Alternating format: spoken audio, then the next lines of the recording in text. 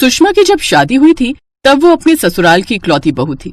जब वो शादी करके इस घर में आई थी तब उसके परिवार में कुल 3 लोग थे, सुषमा, उसका पति और उसकी सास। लेकिन कुछ समय बाद ऐसा कुछ हुआ कि सुषमा की सास का निधन हो गया। फिर 2 साल बाद उसका परिवार आगे बढ़ा और उसने 2 बेटे और 2 बेटियों को जन्म दिया। अब वो 2 से 6 हो गए। अपने सास ससुर के जिस घर में वो लोग रहते थे वो एक छोटा सा घर था। वैसे तो सास ससुर के मकान में रहना बड़े ही गर्व की बात है, लेकिन क्या हो जब बढ़ते परिवार के साथ छोटे घर में रहना मुश्किल हो जाए। उस घर में एक छोटा सा बेडरूम और छोटा सा हॉल, इसके साथ टॉयलेट, बाथरूम और एक किचन था। जब तक सुषमा के बच्चे छोटे थे तब तक तो गुजारा बड़े ही अच्छे से चल रहा था, लेकिन जैसे ही सुषमा के चारों बच्चे बड़े हुए उस घर में गुजारा करना मुश्किल हो गया और अब ये घर छोटा लगने लगा था। लेकिन अपने पुश्तैनी मकान से जुड़े होने के कारण सुषमा किसी भी कीमत पर इस घर को छोड़कर नहीं जाना चाहती थी। अब उसका बड़ा बेटा जवान हो गया और उसकी अच्छी नौकरी लग गई। एक रोज, माँ अब तो मैं भी कमाने लगा हूँ, तो क्यों ना हम एक अच्छा सा फ्लैट ले लें और वहीं चल कर रहे हैं। क्यों ले फ्लैट? मुझे तो नहीं रहना उस घोंसले में। भला वो भी कोई घर होता है? वो तो बस कैद खाना होता है। ना तो अपनी कोई जमीन और ना ही छत, बस पड़े रहो उस कुटिया में। मुझे तो लगता है हमारी सारी उम्र जमीन पर बिस्तर लगाने में ही बीत जाएगी। तू क्यों चिंता करती है? कुछ महीनों में तेरी शादी हो जाएगी, फिर तू आराम से अपने ससुराल में पलंग पर जाकर सोना। बच्चों के लाख समझाने पर भी सुषमा नहीं मानी। ऐसे ही कुछ दिन बीत गए। फिर एक रोज, माँ मुझे अपने ऑफिस में काम करने वाली सुहानी पसंद है और हम दोनों एक दूसरे से शादी करना चाहते हैं। आप कहो तो मैं उसके घर वालों से बात करूँ। अब जब तुमने लड़की पसंद कर ही ली है तो मैं कौन होती हूँ मना करने वाली। बुला ले उनको मिलने। ये सुनकर मयंक खुश हो जाता है, लेकिन वो मन ही मन सोचता है, अगर मैंने सुहानी के पेरेंट्स को अपने घर पर बुलाया तो वो तो इस माचिस की डिब्बी जैसे घर को देखकर ही मना कर देंगे। नहीं, मैं ऐसा करता हूँ, कोई रेस्टोरेंट बुक कर लेता हूँ। फिर दोनों परिवार एक रेस्टोरेंट में मिलते हैं जहाँ सबकी रजामंदी से रिश्ता पक्का हो जाता है। कुछ दिनों बाद दोनों की सगाई का फंक्शन होता है। इसके लिए भी मयंक एक बैंकेट हॉल चुनता है जहाँ उनकी सगाई पूरी होती है। बेटा सगाई तो निपट गई, लेकिन शादी के बाद क्या होगा? आप फिक्र मत करो भैया, जब तक कोई जुगाड़ नहीं हो जाता आप और भाभी बेडरूम में सो जाना और मैं, बाबा, माँ और अनिल और सोनम बाहर हॉल में सो जाएंगे। 1 महीने बाद उन दोनों की शादी हो जाती है। शादी के बाद सुहानी अपने ससुराल आ जाती है। इतने छोटे घर को देखकर सुहानी कहती है, ये सब क्या है मयंक? इतना छोटा घर और उसमें इतना बड़ा परिवार। अरे 2 मेहमान नहीं आ सकते घर में? और ये सब तो मुझे पहले नहीं बता सकते थे क्या कि मेरा ससुराल मुश्किल से 1 कमरे का है? देखो सुहानी, तुम इस घर पर मत जाओ। भले ही ये घर छोटा है लेकिन मेरे घर वालों का दिल बहुत बड़ा है। अरे मैं इसके लिए ब्लेम नहीं कर रही। माना कि तुम्हारे पेरेंट्स बड़ा घर अफोर्ड नहीं कर पाए, लेकिन कम से कम अब तुम तो इस बारे में कुछ सोचो। तुम तो ठीक ठाक कमाते हो, तो आगे की सोचो। सोचकर कोई फायदा नहीं है सुहानी। माँ इसके लिए कभी नहीं मानेगी। वो इस घर को छोड़कर कहीं नहीं जाएगी। लेकिन क्यों? वो मुझे नहीं पता, लेकिन बस मैं इतना चाहता हूँ कि तुम थोड़ा एडजस्ट करना सीख जाओ। उफ, अब एडजस्ट करने के अलावा कोई ऑप्शन छोड़ा भी है तुमने? चलो ठीक है, मैं ट्राई करूंगी। शादी के बाद बुआ मेहमान बनकर अभी भी घर में ही रुकी हुई थी। सुहानी कब से टॉयलेट जाना चाहती थी, लेकिन उसका नंबर ही नहीं आ रहा था। वो गुस्से में मयंक को उठाते हुए कहती है, मयंक ये सब क्या है यार? मुझे कब से टॉयलेट जाना है, पूरे 20 मिनट से रोक कर बैठी हूँ। हाँ तो जाओ ना, किसने रोका तुम्हें? क्यों मेरी नींद खराब कर रही हो? ये तो मुझे भी पता है कि वॉशरूम बाहर ही है, लेकिन वहाँ जो लंबी लाइन लगी हुई है उसका क्या करूँ? पिछले 25 मिनट से तुम्हारे पिताश्री बैठे हैं और जैसे ही मैं जाने लगी तुम्हारी बुआ पेट पकड़कर खड़ी हो गई और फिर नंबर लगाने जाती तब तक तुम्हारी माँ, फिर भाई और बहन आ गई। अब वो सब पेट पकड़ कर खड़े हैं। अरे मेरी माँ, धीरे बोल, सब सुन लेंगे। और मेरी बात मानो तो कल से तुम सुबह जल्दी उठ जाया करो। मयंक मैं न सच्ची, मुझे तुम पर गुस्सा आ रहा है। ऐसे 2 दिन बीत जाते हैं। सुहानी अपने कमरे में होती है जब सुषमा आकर उसके कमरे के बीचों बीच पर्दा लगाने लगती है। माँ जी, ये आप क्या कर रही हैं? अरे बहू, तुम्हारी बुआ सास कह रही हैं वो अभी कुछ दिन और यहीं रुकेंगी। ऊपर से वो थोड़ी बूढ़ी हैं तो उन्हें गर्मी ज्यादा लगती है, और तुम तो जानती हो कि एसी तो सिर्फ तुम्हारे बेडरूम में ही लगा है, इसलिए अब उनकी खाट यहीं तुम्हारे कमरे में लगा रही हूँ। और तुम चिंता मत करो, बीच में ये पर्दा रहेगा तो तुम्हें कोई तकलीफ नहीं होगी, और फिर बाहर हम सब ठीक से आ भी नहीं पाते। क्या अब अपना कमरा भी शेयर करना पड़ेगा? हाँ बहू, अब तुम्हारी शादी हो गई है, मायके के ठाट बाट भूल जाओ।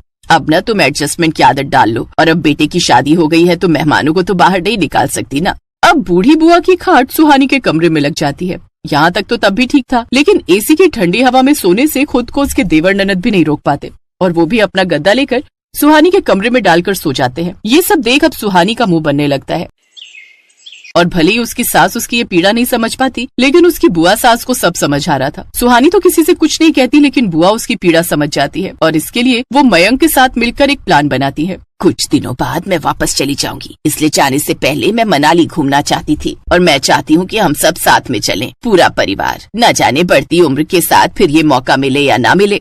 अब वो सब एक साथ मनाली चले जाते हैं, जहाँ घूमने के बाद वो सब थक चुके थे। फिर रात के समय वो सब होटल में पहुँचते हैं, जहाँ वो देखते हैं कि इतने बड़े परिवार के लिए मयंक ने सिर्फ एक ही कमरा बुक करवाया हुआ था। अरे ये तुमने क्या किया, इतने सब लोगों के लिए सिर्फ एक ही कमरा, 2 पैसे बचाने के लिए ये क्या किया तुमने? उसे ऐसा करने के लिए मैंने ही कहा था, और इसमें बुरा भी क्या है, सब जैसे तैसे एडजस्ट कर लेंगे। कैसे कर लेंगे दीदी, आप ही बताओ, इतने बड़े परिवार के लिए कमरे में कैसे गुजारा होगा? यही तो मैं तुझे समझाना चाहती हूँ सुषमा, जब परिवार बड़ा हो जाए तो एक कमरे में गुजारा करना मुश्किल हो जाता है। ऊपर से अगर घर में नई बहू आ जाए, अब वो बेचारी किसी से कुछ कहती नहीं, इसका मतलब ये नहीं कि तुम उसकी मजबूरी ना समझो। ना तो वो बेचारी ठीक से अपने बिस्तर पर आराम से बैठ सकती है, ना ही वो अपने पति के साथ चैन के पल बिता सकती है। पैसों की कमी की वजह से बड़े परिवार को एक कमरे में रहना पड़े तो समझ भी आता है, लेकिन तुम तो जानबूझकर उस पुश्तैनी घर की मोहमाया में पड़ी हो। देखो सुषमा, परिवर्तन ही संसार का नियम है। आप ठीक कहती हो, ना जाने अपने बच्चों की बात समझने में मुझे ही क्यों समय लगा। अब मैं अपने बड़े परिवार के लिए बड़ा घर लूंगी।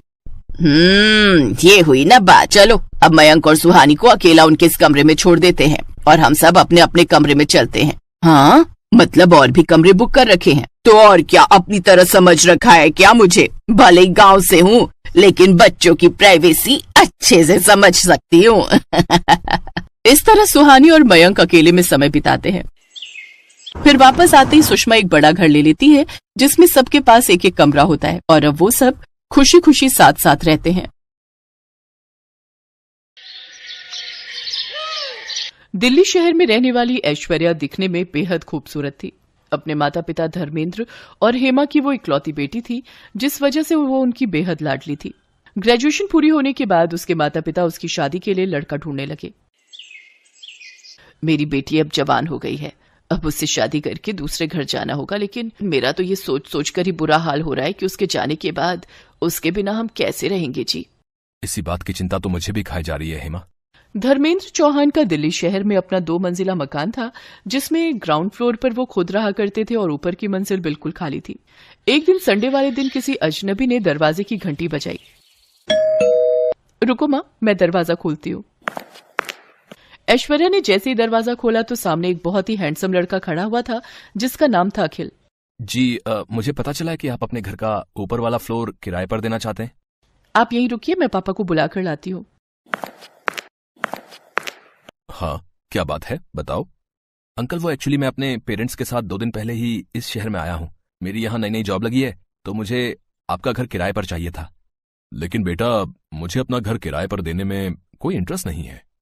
अरे दे दीजिए ना, देखो तो बेचारा कितना मासूम लगता है, और वैसे भी कल को जब ऐश्वर्या ब्याह करके चली जाएगी तब हम इस घर में अकेले ही रह जाएंगे, तो कम से कम और कोई होगा तो मन तो लगा रहेगा ना।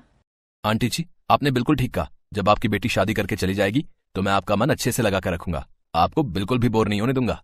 अरे वाह बेटा, तुम तो बहुत अच्छी बातें करते हो और जल्दी खुल मिल भी जाते हो। एक काम करो, तुम अपने पेरेंट्स के साथ कल ही ऊपर वाले फ्लोर पर रहने आ जाओ, मैं तब तक साफ सफाई करवा कर रखूंगी। अरे नहीं आंटी जी, आपको परेशान होने की बिल्कुल भी जरूरत नहीं है, मैं खुद ही आकर सारी साफ सफाई कर लूंगा। अगले ही दिन अखिल अपनी माँ आशा और पिता रमेश के साथ उनके घर में शिफ्ट हो जाता है। अखिल स्वभाव का बहुत ही अच्छा लड़का था। अपनी चुलबुली बातों और हंसते हुए चेहरे से वो सबका मन जीत लेता था। हेमा चौहान को अखिल बहुत पसंद आता है। अब अखिल को उस घर में रहते हुए कुछ दिन बीत चुके थे। एक शाम हेमा अपने पति धर्मेंद्र से कहती है, अखिल कितना प्यारा लड़का है ना। हाँ आजकल के जमाने में भला ऐसे लड़के मिलते कहाँ हैं, अपने माता पिता को खाना तक बनाकर खिलाता है। अजी खाने की क्या बात करते हो, जब उसकी मेड नहीं आती तो वो घर का भी सारा काम खुद ही करता है। हमारी बेटी को भी काश ऐसा ही कोई लड़का मिल जाए। ऐसा ही कोई क्यों, अपना अखिल बुरा है क्या? लेकिन वो तो हमारे किराएदार हैं।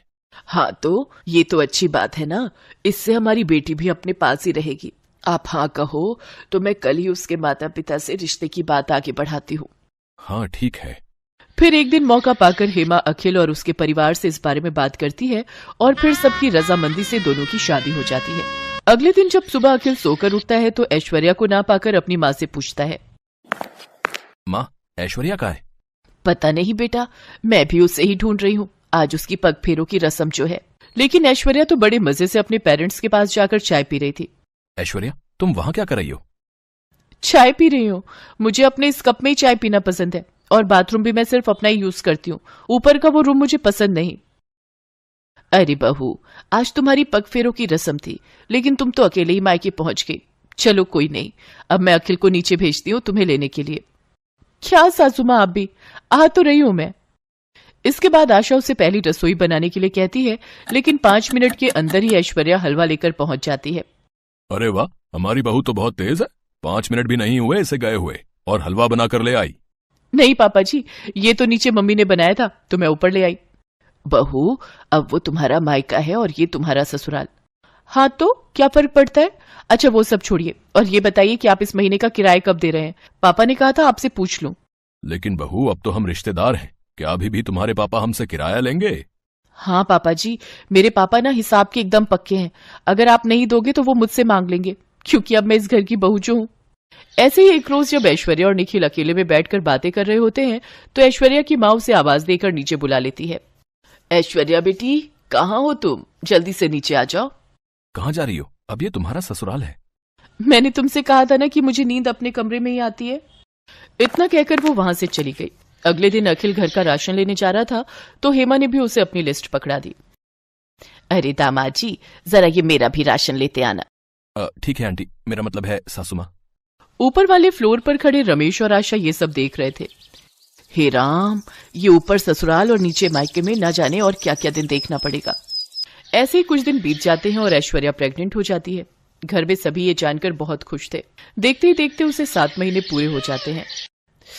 उफ, यहाँ ऊपर वाले फ्लोर पर तो कितनी गर्मी है, एसी तक नहीं है यहाँ। मुझे ना इस प्रेगनेंसी में ये गर्मी बर्दाश्त नहीं हो रही, इसलिए अब मैं कुछ महीने अपने मायके, मेरा मतलब है नीचे ही रहूंगी, और जब बच्चा पूरे 3 महीने का हो जाएगा तभी ससुराल मतलब ऊपर आऊंगी। लेकिन ऐश्वर्या, ये बात ठीक नहीं है। कोई बात नहीं बेटा, जाने दे बहू को, ऐसी हालत में इसे परेशान न कर। और ये 4 सीढ़ी नीचे तो जा रही है, जब तेरा दिल करे मिलाए कर इससे। नहीं मम्मी जी, ये बात ठीक नहीं। अखिल 10 दिन में एक बार मिलने आ सकते हैं। अरे आखिरकार वो मेरा मायका है ना, अखिल जी का रोज रोज वहां आना अच्छी बात नहीं। ठीक है बहू, जैसा तुम्हें ठीक लगे। काफी सोच विचार के बाद अखिल एक दिन धर्मेंद्र से मिलने नीचे जाता है। अरे आओ दामाद जी, आज मैं आपका दामाद नहीं बल्कि किराएदार बनकर आया हूँ। पापा, हम ये घर खाली करना चाहते हैं। तभी ऐश्वर्या और हेमा भी वहां आ जाती हैं। लेकिन क्यों अखिल, ये मेरा मायका भी तो है। इसलिए तो खाली करना चाहता हूँ क्योंकि ऊपर ससुराल और नीचे मायके ने मुझे मेरी ही बीवी बच्चों से दूर रहने पर मजबूर कर दिया है। और हाँ, कल ही हम यहाँ से शिफ्ट हो रहे हैं अपने नए घर में, तो परसों मैं अपनी बीवी को लेने आऊंगा एक दामाद बनकर।